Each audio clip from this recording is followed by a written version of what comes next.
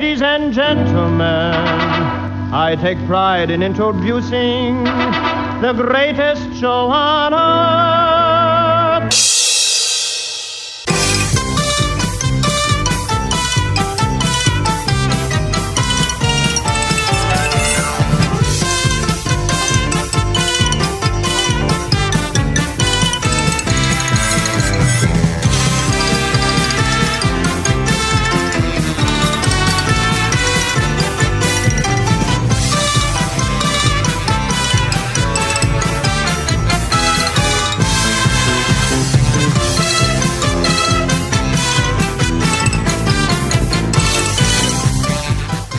Welcome to the Uncle Floyd podcast. My name is Scott Gordon.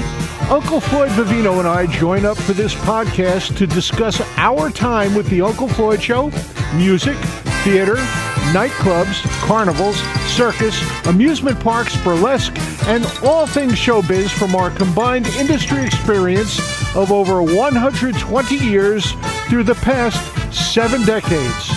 We also answer questions that are emailed to ufpodcast@sge-inc.com. You will find that address and a link to support this podcast in the episode description. Join Uncle Floyd and me, Scott Gordon, now for this episode of the Uncle Floyd Podcast. So here we go with another podcast, Floyd. You ready to talk to all the people who sent us questions again? Good. Got a couple of very interesting ones here. This is from Susie Tannenbaum. As a comedian, you have impeccable timing. Sometimes you slowly tell a story and we can't wait to hear the punchline. Other times you zing those one-liners so fast you make us laugh until we gasp for air. How did you learn to pace yourself so well? By watching the masters. Milton Berle, Gleason, Red Skelton. I used to study your show of shows. Sid Caesar. Sid Caesar, Howard Morris, Imogene Coca.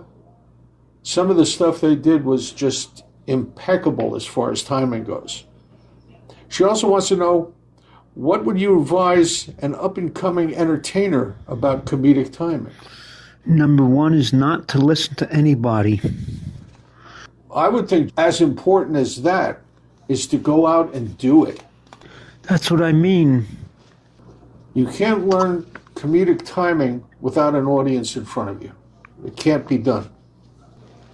This is from Joe Montoto. I think I'm going to refer to him as our Little Rascals listener, because every question he's sent us so far, except maybe one, I think is about the Little Rascals. He wants to know what your favorite episode of the Little Rascals Our-Gang comedy was. The one with the fire truck, where they built their own fire truck. One thing I remember from that episode was them yelling, "Fire at the fire station, fire at the fire station," and trying to go to the firehouse to put out the fire. And from a Pattersonian, Matthew Vigorita. How did the clips of your show get on Nickelodeon's Turkey TV? We had to sell them. I wasn't in on that meeting, so did they request clips or did we offer them to them?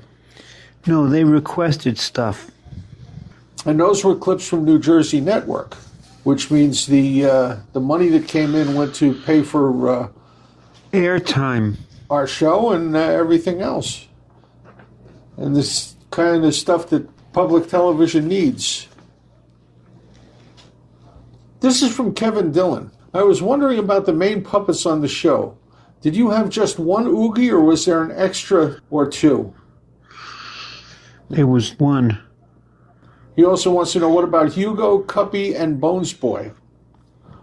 Bones Boy, there were a few of them because of the fact that David Byrd got some of the, those were candy dispensers. Pez candies.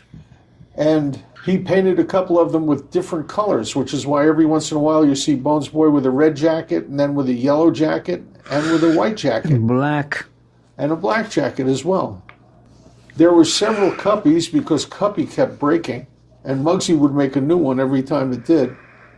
But Hugo, there were two. One was named Hugo, the other was named Checo, his brother. Muggsy had 2 of those. We had a lot of fun doing the puppets on the show. Doing puppet theater was one of my favorite things to do, especially when you and I did Love Bug and You operated Love Bug and I operated Love Bug was a marionette and was a hand puppet. And all of that stuff was lip synced to music. Operettas.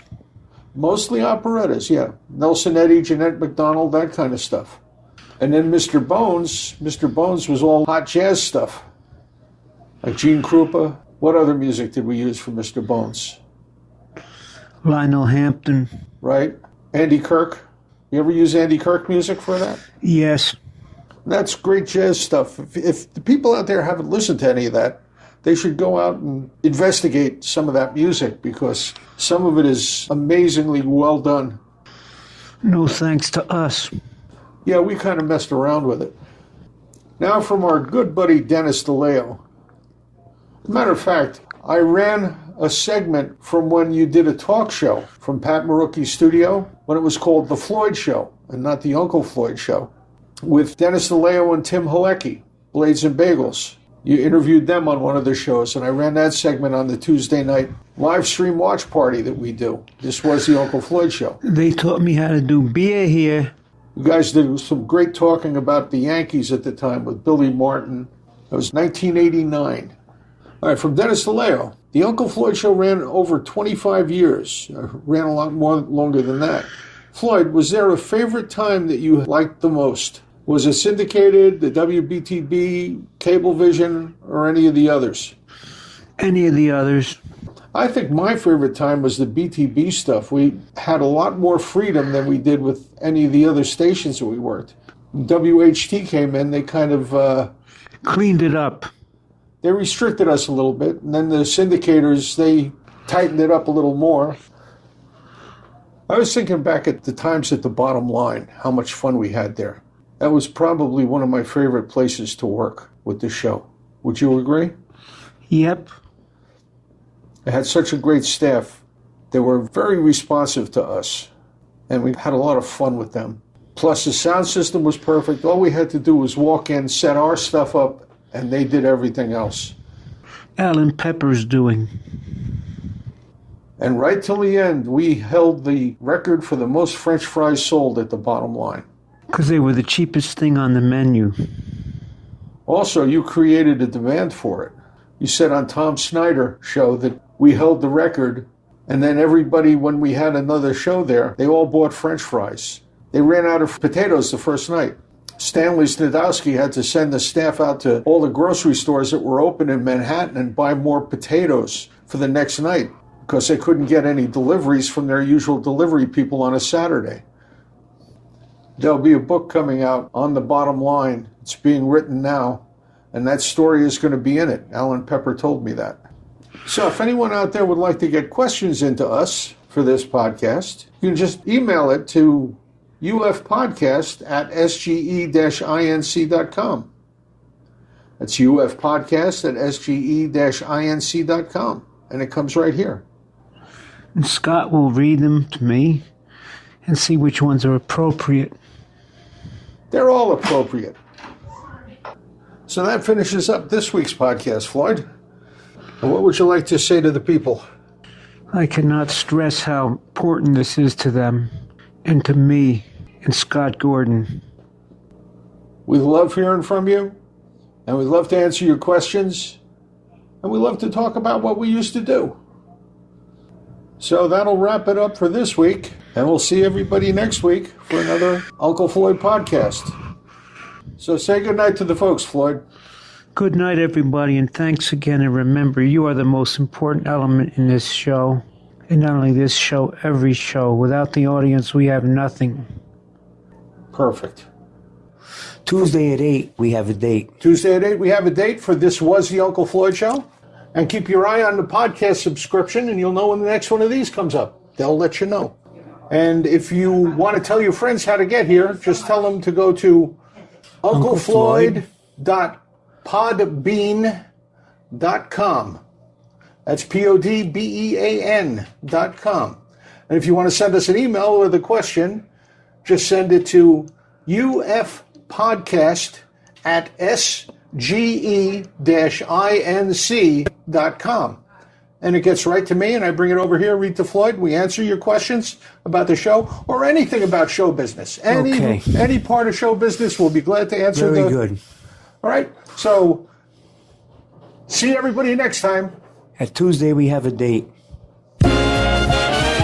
This program was produced in the studios of Scott Gordon Enterprises, Incorporated in Paramus, New Jersey.